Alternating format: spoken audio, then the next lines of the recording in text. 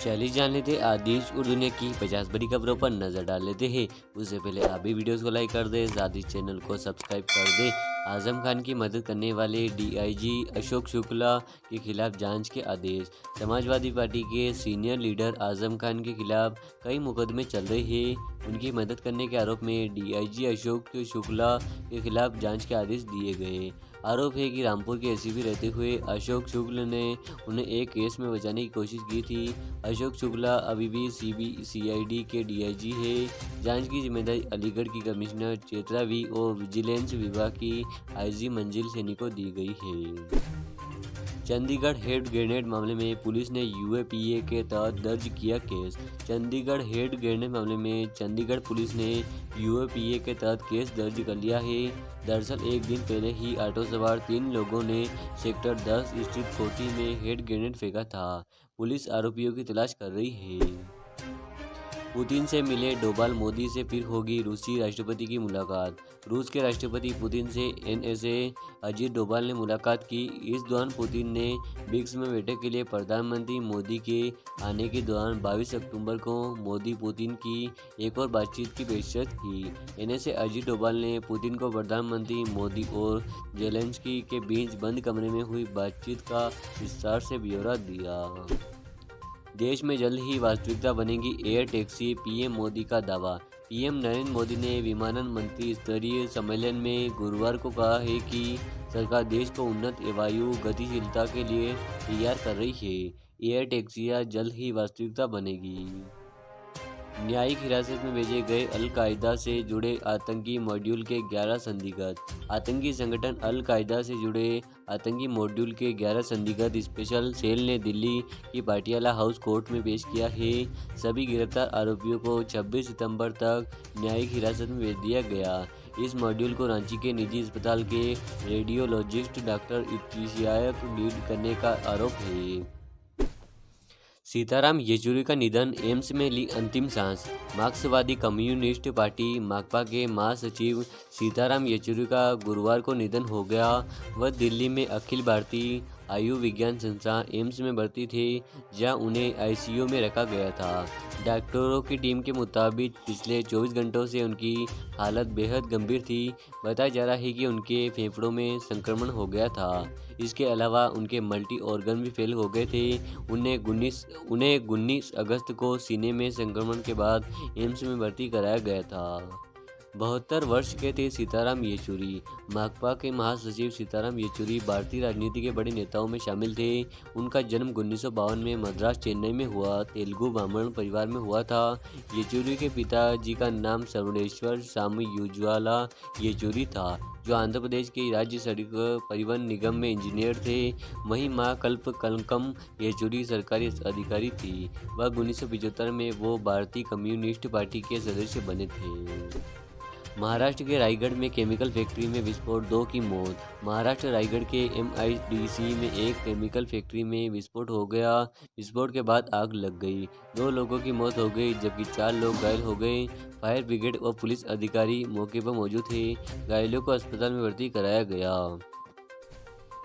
अहमदाबाद भुज के बीच चलेगी देश की पहली वंदे मेट्रो, पीएम मोदी देंगे सौगात। प्रधानमंत्री नरेंद्र मोदी अपने जन्मदिन से एक दिन पहले गुजरात वासियों को बड़ी सौगात देने जा रहे हैं। यह सौगात होगी वंदे मेट्रो ट्रेन, जो अहमदाबाद से भुज के लिए बीच चलेगी।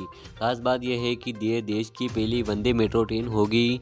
16 सितंबर को पीएम मोदी इसे हरी झंडी दिखाएंगे। मध्य प्रदेश दतिया में भारी बारिश के कारण दीवार गिरी, 7 लोगों की मौके पर मौत। मध्य प्रदेश के दतिया में एक बड़ा हादसा हो गया है। बताया जा रहा है कि भारी बारिश के कारण यहां एक दीवार गिर गई, जिसमें 7 लोगों की दबकर मौत हो गई। राहुल ने अमेरिका में जो कुछ कहा वह सब देश हित में था, अमर अब्दुल्ला का कहना। कांग्रेस नेता और लोकसभा में विपक्ष नेता राहुल गांधी के अमेरिका में दिए गए बयान और बीजेपी की आलोचना पर जेकेएनसी के उपाध्यक्ष और अमर अब्दुल्ला ने कहा है कि उन्होंने भारत के खिलाफ क्या कहा। मैंने उन्हें ऐसी कोई बात कहते नहीं सुना। उन्होंने जो कुछ कहा वह सब देश हित में था। मैंने उन्हें राष्ट्र के विरोध में कुछ भी कहते नहीं सुना। शिमला मस्जिद विवाद को लेकर सुक्खू सरकार से कांग्रेस आलाकमान नाराज। शिमला के संजौली मस्जिद विवाद मामले को लेकर सुक्खू सरकार से कांग्रेस आलाकमान नाराज है। कांग्रेस सूत्रों का मानना है कि सरकार की मिस हैंडलिंग से बीजेपी को मौका मिला। विवाद को सही तरीके से निपटाने नाराजगी सीएम सुक्खू ने हालात सामान्य बनाने को लेकर उचित कदम का भरोसा दिया। पूरे मामले पर प्रभारी राजीव शुक्ला ने रिपोर्ट सौंपी है। बयानबाजी करने वाले मंत्री अनिरुद्ध ने भी सफाई दी है। कोलकाता आरजीकर अस्पताल में मिला संदिग्ध बैग, बम निरोधक दस्ता मौके पर मौजूद। कोलकाता के आरजीकर अस्पताल में एक संदिग्ध बैग मिला है। बम निरोधक दस्ता मौके पर है। प्रदर्शन स्थल को खाली कराया जा रहा है। सुप्रीम कोर्ट के फैसले के बाद अयोध्या में जमीनों की कालाबाजारी, अखिलेश यादव का बड़ा हमला। समाजवादी पार्टी के मुखिया अखिलेश यादव ने बीजेपी पर बड़ा आरोप लगाया है। अखिलेश ने कहा है कि सुप्रीम कोर्ट के फैसले के बाद अयोध्या में जमीनों की कालाबाजारी हो रही है। बीजेपी के नेता और अधिकारी इसकी डीलिंग कर रहे हैं। कोलकाता आरजीकर रेप मामले में जज को डराने की कोशिश, बीजेपी का बड़ा हमला। Kolkata doctor rape murder case को लेकर बीजेपी ने ममता सरकार पर हमला बोला है। बीजेपी ने कहा है कि आरजीकर रेप मामले में जज को डराने की कोशिश की जा रही है। बंगाल में जजों को डराया जा रहा है। चीफ जस्टिस पद पर भी राजनीति की जा रही है। अरविंद केजरीवाल की जमानत पर फैसला कल। शराब घोटाले से जुड़े मनी लॉन्ड्रिंग मामले में अरविंद केजरीवाल की जमानत पर सुप्रीम कोर्ट कल फैसला सुनाएगा। ईडी मामले में केजरीवाल को जमानत मिल चुकी है। अब शीर्ष अदालत सीबीआई मामले में अपना फैसला सुनाएगा। केजरीवाल इस मामले में 26 जून से जेल में बंद है। विदेश में भारत को बदनाम कर रहे राहुल गांधी, अर्जुन राम मेघवाल का कहना। अमेरिका में राहुल गांधी के द्वारा दिए गए बयानों को लेकर केंद्रीय मंत्री व बीजेपी नेता अर्जुन राम मेघवाल ने निशाना साधा है। मेघवाल ने कहा है कि राहुल गांधी विदेश जाकर भारत को बदनाम कर रहे हैं। वो कभी कहते हैं कि संविधान पर खतरा है तो कभी चुनाव आयोग पर सवाल उठाते हैं। कभी कहते हैं कि सभी संवैधानिक संस्थाओं में एक ही विचारधारा के लोग हैं। कभी कहते हैं कि आरक्षण खत्म कर देंगे। कभी कुछ हम उनको बयानों को खंडन करते हैं जो उन्होंने अमेरिका में कहा है। देश अब इस टाइलरे नहीं करेगा। हरियाणा आम आदमी पार्टी ने सभी 90 सीटों पर उम्मीदवार किए घोषित। हरियाणा विधानसभा चुनाव के लिए आम आदमी पार्टी ने अपनी 7वीं लिस्ट जारी कर दी है। इसमें 3 उम्मीदवारों के नाम हैं। इस तरह आम आदमी पार्टी ने 90 सीटों के लिए अपने उम्मीदवारों के नामों का ऐलान कर दिया। कर्नाटक के मांड्या में हिंसा के बाद हालात तनावपूर्ण, धारा 163 लागू। कर्नाटक के मांड्या में हिंसा के बाद हालात तनावपूर्ण है। यहाँ धारा 163 लागू कर दी गई है। अब तक 50 से ज़्यादा लोगों को गिरफ्तार किया गया है।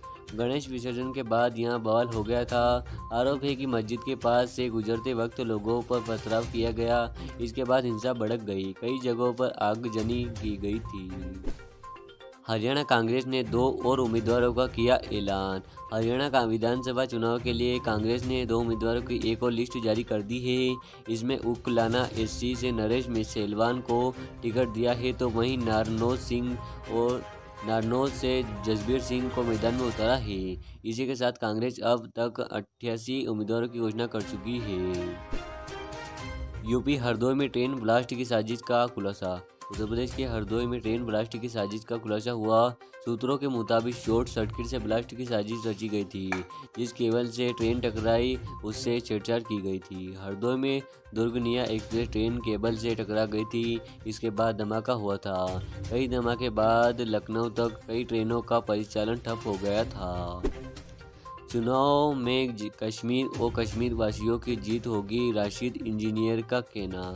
श्रीनगर पहुंचकर राशिद इंजीनियर ने बड़ा बयान दिया है। उन्होंने कहा है कि मैं कश्मीर और कश्मीरियों को पैगाम देना चाहता हूं कि हम बिल्कुल भी कमज़ोर नहीं हैं। कश्मीर के लोगों की जीत होगी। पीएम ने 5 अगस्त 2019 को जो भी फैसले लिए हैं वो हमें हरगिज़ मंजूर नहीं है। उन्होंने कहा है कि इंजीनियर राशिद को जेल भेजो या जाओ जहाँ चाहो वहाँ भेज दो, लेकिन हमें यकीन नहीं है हम जीतेंगे। Today report, ADS news.